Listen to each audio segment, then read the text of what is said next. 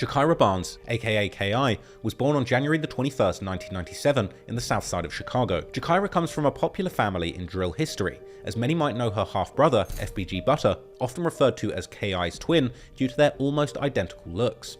Now, Butter has gone on to become a media personality in his own right, as well as having been a rapper, with him in recent years going viral on many different platforms, creating unmissable moments where he retold classic stories from his past in the streets of Chicago, including one crazy story where he had allegedly beaten up infamous O-Block rapper King Von on the bus back in the day. Well, what was the situation that happened between you and King Von on the school bus? He got into it with one of the guys at school. I guess they was in that shooting dice or whatever.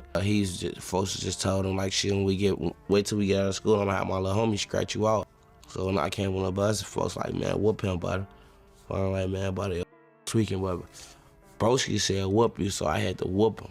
Ki also had another brother nicknamed GI or G.I. Joe, and another brother named PT from a different area called Tay-Town, all of whom were gang affiliated and deep in the streets, likely normalizing the criminal lifestyle in her household growing up. Ki, much like countless other children in Chicago, was exposed to the extreme violence within the city during her infancy. In fact, her father was actually murdered before she'd even made it to 12 months old. Gakirah shared an image of her father holding her as a baby, commenting, "I know I'd be better if you were in my life." A heartbreaking sentiment when considering the tragedies that would unfold in Ki's life in the following years. But following her father's death, Ki managed to persevere and grow into a sweet and funny school graduate who was very popular and had a keen interest in music. Her mom said she was a smart kid. She was kind of shy, even timid, some people said. I talked to people at the school who said it took a while for her to warm up to her classmates and to her teachers, but she had some initial discipline problems at the beginning and she got suspended. But after that, she was a good student, they said. So she graduated her 8th grade at Perspectives IIT Math and Science Academy. But it was also around this age in her early teens where Ki was dragged into the streets and the gangbanging lifestyle. The images from around that time give a clear depiction that Gakirah's whole life had changed due to her extreme change in her appearance, from a seemingly innocent school graduate to a gang-rapping delinquent. She was often seen throwing up gang signs and dissing rival sets that were the opposition to her area, 63rd and St. Lawrence. Like here, Gakirah can be seen throwing up the rakes, representing her membership of the Gangster Disciples, as well as dropping Ys, or displaying a Y upside down to diss opposing hoods, such as TYMB, who were close to STL's enemies O-Block around the 2010s. This change in her lifestyle began to affect her education and family environment. After the 8th grade, Gakirah's school performance began to drop, with her regularly missing classes and taking issue with authority, even catching her first criminal case around this time for discharging a firearm. But thankfully, she was found not guilty after a witness who picked her out in a lineup curiously changed their story, likely due to pressures from other members of her STL gang.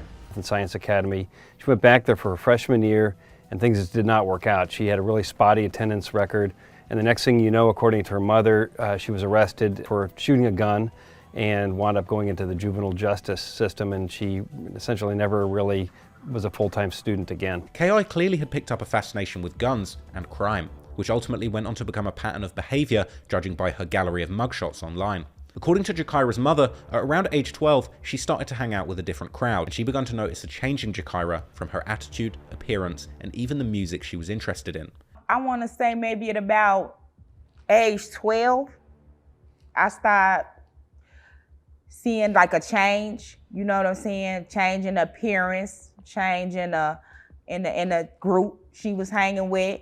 Specifically, she'd been hanging around with the Flyboy Gang, or FBG Collective, from STL or St. Lawrence Avenue, and she would later appear in music videos such as this one for the track Murder, being depicted in the video as a frontrunner for the gang, masked up and clutching a pistol. STL, which refers to the St. Lawrence Avenue, and have also been referred to as the St. Lawrence Boys, is a Gangster Disciple set located around 63rd and St. Lawrence Avenue, hence the nickname STL. This crew's only a short walk away from their mortal enemies based in the infamous Parkway Gardens, nowadays referred to as O-Block, the famous housing complex and Black Disciple affiliated gang set that produce icons in the drill music scene like Chief Keef and King Von, and also being famous for their deadly feud with St. Lawrence. Now, STL is also known for its close alignment to the nearby Eberhard Avenue, which reps the name EBT, with this group sometimes being collectively referred to as STL EBT. Both sets are closely linked up and often unite as one, as seen in an old clip where Ki claims she's from STL but is posted up on EBT. I'm from STL, but I be posted on EBT, bitch. The street politics in Chicago's South Side are both incredibly complicated, with beefs and alliances being handed down from generation to generation, as the Black Disciples and Gangster Disciples had a deadly feud that goes back decades. But also, the beef in modern-day Chicago in many ways is very simple, as if you're from O Block or 64th, you'd likely just hate anybody from STL EBT or 63rd, and simply being from the wrong street could ultimately have you marked for death if you run into the opposition. And vice versa, if you catch one of your enemies, you're playing the deadly game of gang violence in Chicago, you may well be forced to kill or be killed in a split second.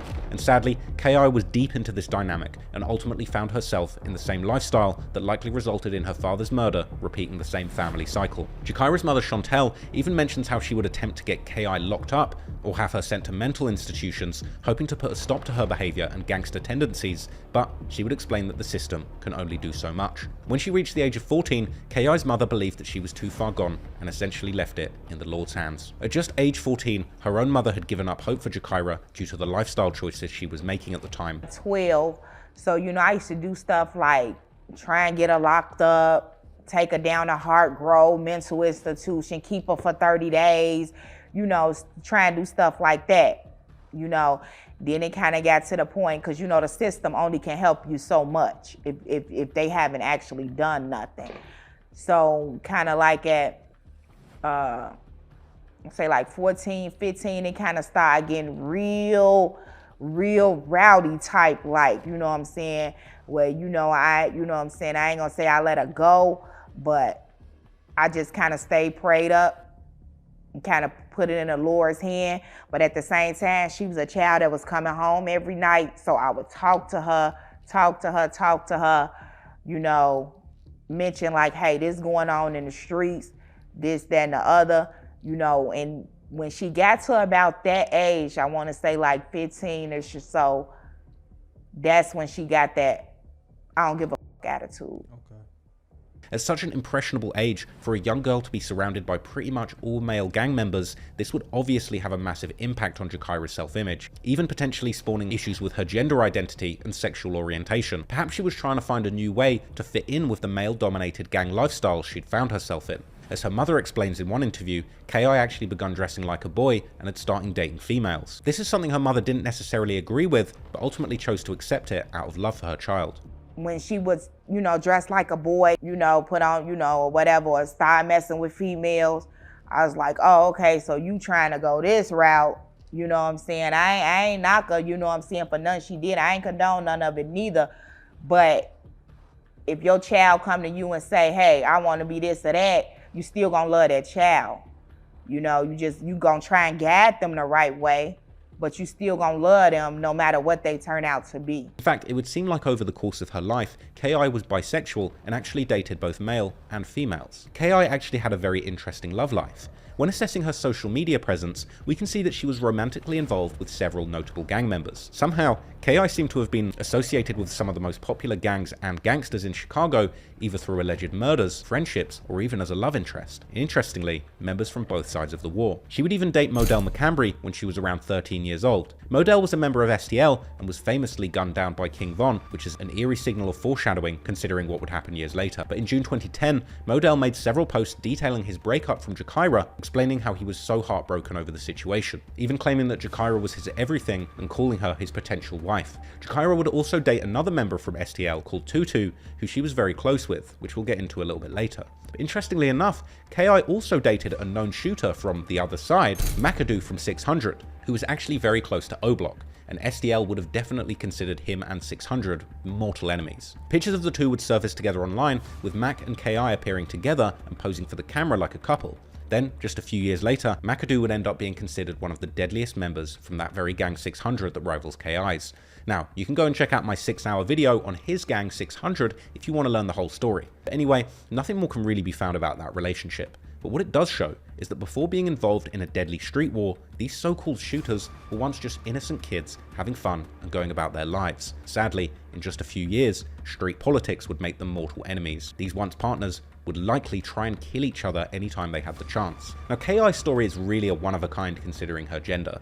Being a so-called shooter as a female has spawned many debates online, specifically in the r/Chiracology subreddit, where users were absolutely dumbfounded at the prospect of a female gangster. But many comments seem to agree that KI was different from the average female gangster. The Chicago Sun-Times actually posted an article on KI after her story rose to fame in the mid-2010s. In the article, they actually discussed the unusual role that KI played in the STL sets, as it's not unheard of for females to be involved in street gangs, often carrying out tasks like hiding weapons, setting up rivals, maybe even being an accomplice in planning murders, but KI was different. By all accounts, she was a certified shooter for the gang, putting herself in the firing line and even allegedly committing first-hand murders on their opposition. Gakirah was given the street name KI as an abbreviation of her government name, but she was also given the nickname Lil Snoop due to her likeness in appearance and temperament to the female hitter in HBO's series The Wire. No doubt her tough persona and deadliness in the streets likely convinced many people she was indeed a real-life Snoop. By being the only female in her clique, it's likely that KI would go even harder with her antics, almost to prove a point that she should be considered as cold-blooded as any other member, regardless of her gender. KI was 10 toes deep in these gang feuds, and during a short stint of activity, she would suffer many losses of her close friends,